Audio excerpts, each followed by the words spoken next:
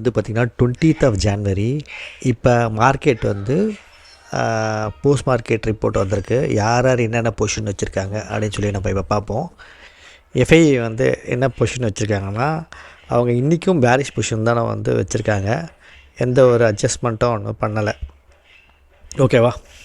அவங்க என்னென்னா டே ட்ரேடிங்கில் வந்து பார்த்திங்கன்னா ஆப்போசிட்டில் ட்ரேட் எடுத்து அதுக்கப்புறட்டு வந்து க்ளோஸ் பண்ணியிருப்பாங்க.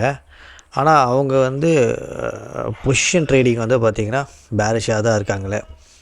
ஆனால் மார்க்கெட் வந்து என்னென்னா ஒரு பாட்டம் அவுட் ஆகிடுச்சு.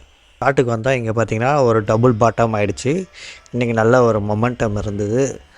இப்போ வந்து பார்த்திங்கன்னா எஃப்ஐ வந்து அவங்க வந்து கிவ் அப் பண்ணியே ஆகணும். ஏன்னா இங்கே ரொம்ப வந்து ஒரு பையிங் ப்ரெஷர் பயங்கரமாக இருக்குது.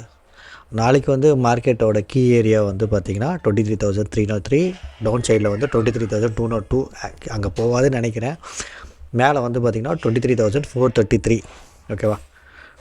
இந்த ரெசிஸ்டன்ஸை வந்து கட் பண்ணிடுச்சுன்னா இன்னும் நல்ல ஒரு ரேலி ஒன்று இருக்குது. எது வரைக்கும் இருக்குன்னா 23,700 வரைக்கும் இருக்குது நடுவில். ஆனால் இங்கே கொஞ்சம் ஸ்ட்ரகிள் ஆகும் 23,505 7ல்.